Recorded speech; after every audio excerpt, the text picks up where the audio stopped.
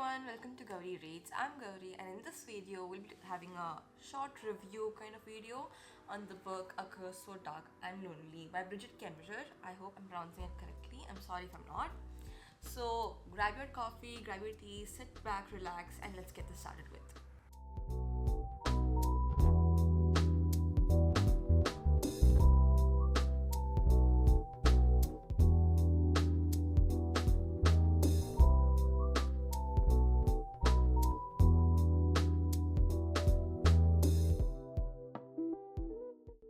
So this video will include a non-spoiler part, a spoiler part at the end, and then in non-spoiler part I'll be giving you guys age recommendations, a summary of the book, and also my review on the book. So yeah, we talk about the short summary of this book. A Curse So Dark and Lonely is basically the retelling of the Beauty and the Beast. So if you are a fan of Beauty and the Beast movie, you will for sure like this, but it is not as simple or as soft as Beauty and the Beast is. It is a bit more deeper, bit more intense, bit more killing, wars, things like that. In the story, we follow a girl called Harper, who's from our world, who's from the human world, and she's from DC. So she's pulled into this cursed kingdom, who is ruled by Prince Ren. He is forced to repeat his 18th year again and again and again and again until he finds true love. Okay, and this has happening for so many seasons, like 300 seasons or something, and he is kind of like lost hope and things like that. And his kingdom and his people are kind of dying. His kingdom is going down, and he's not able to do anything for them. Now, if this curse is not broken, he turns into a beast, into a monster. His commander Gray, okay, he is like in his 20s kind of guy, and he is the only one who's allowed to go to the other world, that is to the DC, to the human world, and bring a girl to this fairyland, this fairy world. And like this, he went to the other world. He was kidnap a girl, and Harper sees this, and Harper does not allow this to happen. So she like jumps in, tries to save the girl, but instead gets kidnapped herself. So now she is brought to this fairyland, this Emberfall, that is the name of the fairyland, Emberfall, and she is a stubborn girl. Okay, first of all, the things I love about Harper is that she is very, very strong warrior. She's portrayed as a very strong warrior, and I love that. She's also having cerebral palsy, so even the author really portrays in a good way that even a person with cerebral palsy can be a warrior, can be a strong person, and I love that. Yeah, so when she comes, she's stubborn. She's like, why the hell am I brought like into this? I want to go back. Like, I want to go back to my parents, to my mom, to my brother. Like, why? I want to stay here. And seeing that, Ren does lose almost all his hope, because first of all, like, he doesn't have any hope, and second of all, seeing a girl who's stubborn and it won't be easy to make her fall in love with him, he kind of loses all his hope. Basically, Harper tries to identify like how to break the curse. She tries to understand like how to save the kingdom, because the kingdom is kind of dying. So she tries to help to save the kingdom and things like that. Now, my review, I would say this book, I rated this like a 4.5. Why I didn't rate it like a 5 is because I didn't really like the names Ren, Harper. This might seem stupid, and you guys can judge me for that, but doesn't matter. I'm gonna say it still. I'm not a big, huge fan of the names Ren and Harper. They don't go together, nor do I like the names individually.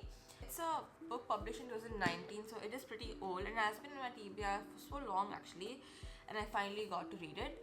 It's a very fantasy book actually. It's a very, very fantasy book. Romance is there.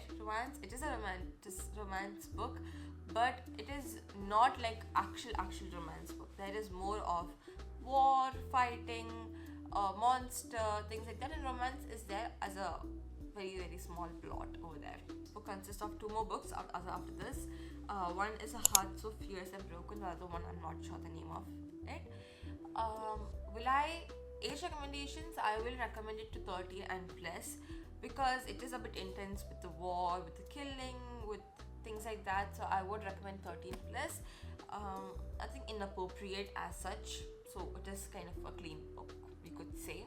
It does consist of a map, which I really love. I love books which has maps in them and things that you could use to imagine the story. It's it does look like a huge book. It's about how many pages actually, guys? It's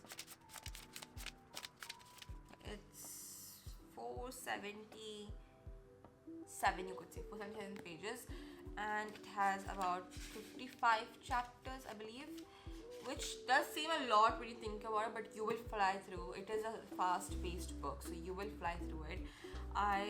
In the starting, I didn't think I would like this book, but it turns out I do like this book.